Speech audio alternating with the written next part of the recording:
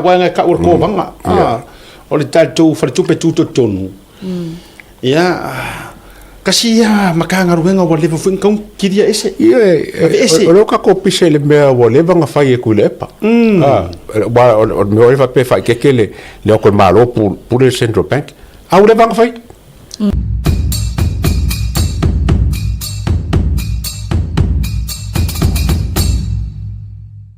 A letter was leaked to the Samoa Observer just over a week ago from the IMF, the International Monetary Fund. If we could bring that letter up, please, Carl. The International Monetary Fund, for those of you who aren't too aware of the system, it's a global organization consisting of over 190 countries, fostering financial stability, international trade, and economic growth. It was founded in 1994. And it provides policy advice and temporary loans to different countries facing balance of payment problems. And the key activities include surveillance of economic development, capacity development, and publishing economic reports. So in this letter, the IMF has warned that the proposed changes to Samoa's central banking laws could open the door to increase political influence over the country's financial system. The IMF raised concerns that the reforms could weaken the independence of the Central Bank of Samoa, and these include allowing new powers through regulations instead of parliament, requiring policy briefings to the minister, giving government input into the bank's budget, and expanding the grounds to remove the governor. The IMF recommends and says that it risks blurring the line between government and central bank responsibilities, and potentially exposing the system to political pressure. Tula Epa also commented on this, and he warned that the government's proposed changes would have serious long-term consequences for Samoa's economy. According to Tula Epa, politicizing the central bank could damage investor confidence and cut off access to international funding. And he said in his own words, if it's politicized, it means no more money from donors overseas, and the consequences will fall on the people. He warns that because the central bank oversees commercial banks and lending, any loss of credibility could directly impact businesses and the wider economy. However, Prime Minister Laulia Maliatoa in his last press conferences has rejected these claims. He made it clear that the central bank belongs to Samoa, not any international body, and that the government has full authority to make changes to its laws. The Prime Minister questioned how far the IMF should go in influencing national decisions, saying outside organizations should not flex their muscles or dictate how Samoa manages its own financial system. While acknowledging the role of international partners, he emphasized that ultimate control sits with Samoa, including decisions about legislation and leadership within the central bank. The government says the reforms are aimed at improving governance and efficiency, and that any changes will still go through proper parliamentary process. And it has also raised concerns about the leak of the IMF letter, calling it an internal matter. And at the heart of this issue, there's a growing tension between protecting central bank independence and asserting national sovereignty over economic decision making. Ole leva ia no nofo mo vava ai le tusilea. Ole fisili le ataua mahana. Ia tulou se iva tupela u tala mai nei mau fa matalanga au mai ele office sili o le IMF. Ole hale fe au le IMF i le runninga matonu fai o tūlanga tau tupe mo le tamau ahinga o Samoa la via. Ia amata mai le ataua i soufina karua o le tangata tūlanga fo i o accounts matusi ma vainga fa pena. E lau te tau fa fefe mai malato tau foi le ngola dal ole hale la toa ia e se la toa ia tele ma se la tofi au tele ia tatou ma fingo ka kukupe ma running or ka kumalo me mo la vala e sa orsa nganga palmia mai le kalifai fonga ole kalil palmia mo ofisile la kuskala me fa penga la lava ia soka inga le langa o soka inga fainga kalil kusile al IMF IMF wa makaria foi o le IMF ma le World Bank ma le 80 o le funga le TP ADP ora konga le fai mai loan sa ka ko malo mai foi ngai me foi songi ka ko fenga malo ole fenga fa vai ole kikira ku le kusi e fenga ofia le me waran ke le ole ngumi fa ngumi le uli ole fenga fa vai le IMF e ela ko fenga fa vai foi le inga ia fa marosia ia le independence le bank inga yonge ya fia le malo fonga ngela ko fenga fa porkiki e ma fo mele mele ongo le most corrupt 10 countries al IMF e wanga wele IMF ula e Sudan Somalia Venezuela Venezuela la vei fo Yemen Libya ongu ya e lua $2 trillion e ngau vaenga leia. Wow. So, or kusi la le IMF, o le kusi nga kasia uma yaka ngaka, o nga o whainga le anga la vaenga li. Ele va pela o pakingo mer kusi ngo Samoa. Yeah. Because o le whainga wha vai, o le won mai Samoa, o nga mei raki kikiro yei, ya mai, ele ngule o Sudan, alone. E lua pidionga ka la le kupe nga alua ya le IMF. Kupe foi e wha malo wha. E kusa lava pe corrupt, e ave lava. Ale fau kua inga, onga o mei enko kupu e kungu ia. Sa moska mai mea lava. But ele fa pela ala ikiki.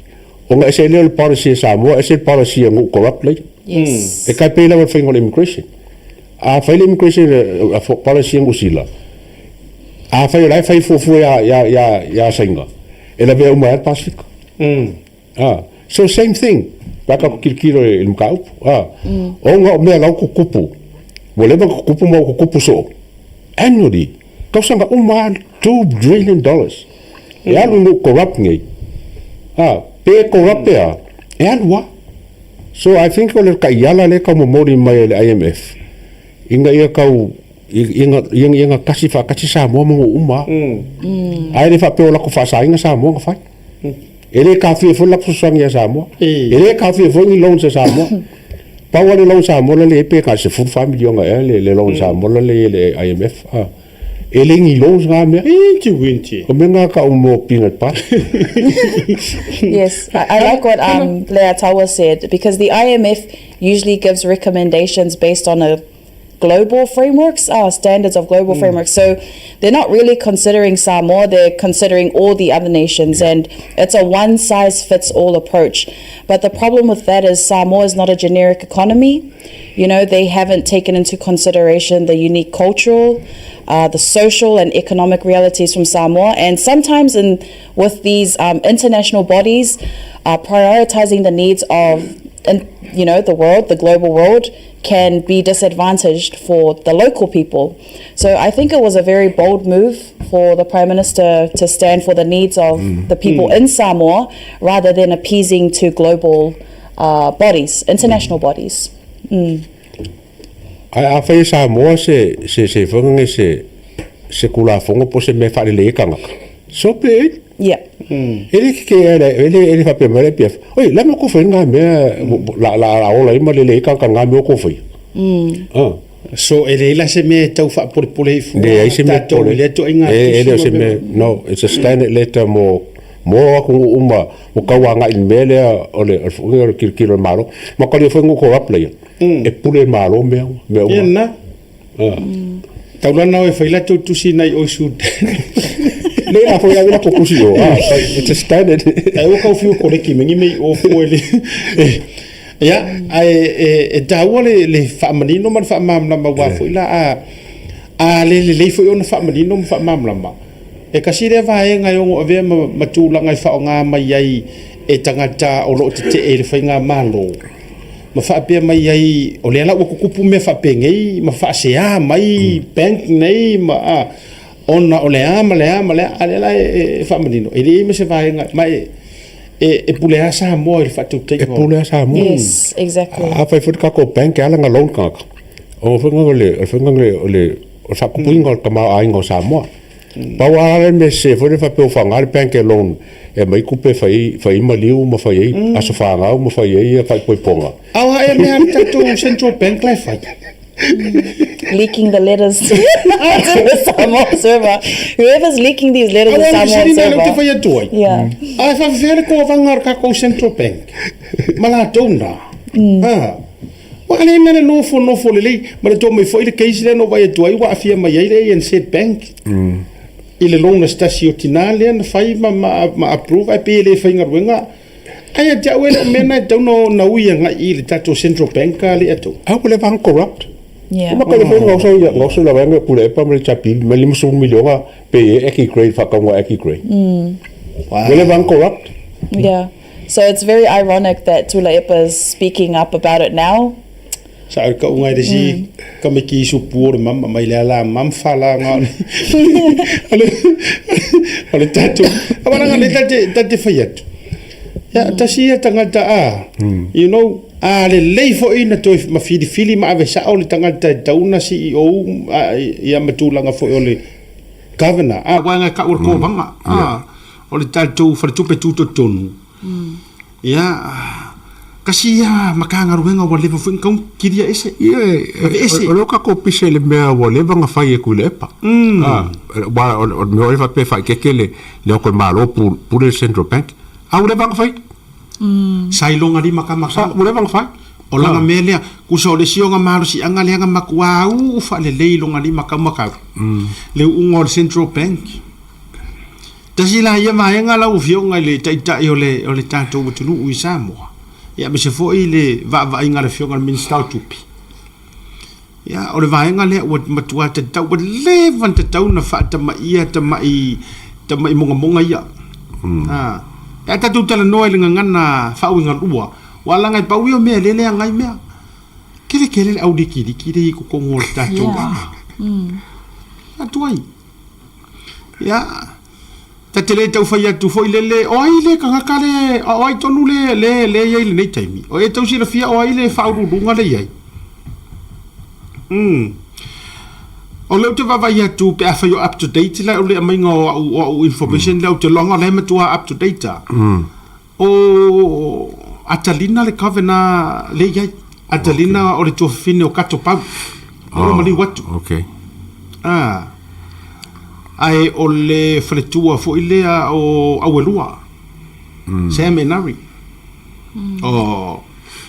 ia ka umai longa mea e makua ngamu le pa ngamu HRPP ngamu e matua tasia la to finga utong kiria ese ke longa la ka fo le ka wanga il malo le mele kiria inga ia ba venga fa la ko fo ngal bank le la ngal bank ko Kongo Samoa e o mai ia kama ai ngal malo fa le Kongo mai le tio pisa tu le pa tupe manei mea le anga ko pa wala le bank le pu le HRPP Central Bank ka ko Samoa ayo tau foi na mata la ile fionga il minister tupe e lo ye tu valea o la lava ai bana tu au foi nei te boka ko kuai vai lo foi upo fai tu me yo malanga faianga o malanga faianga le timu ia e a fatia pe fasia io e pole ukia ia na vai le au mai umari totel na tonu lava o le tolu au lua o le lima ka makauri o kulepa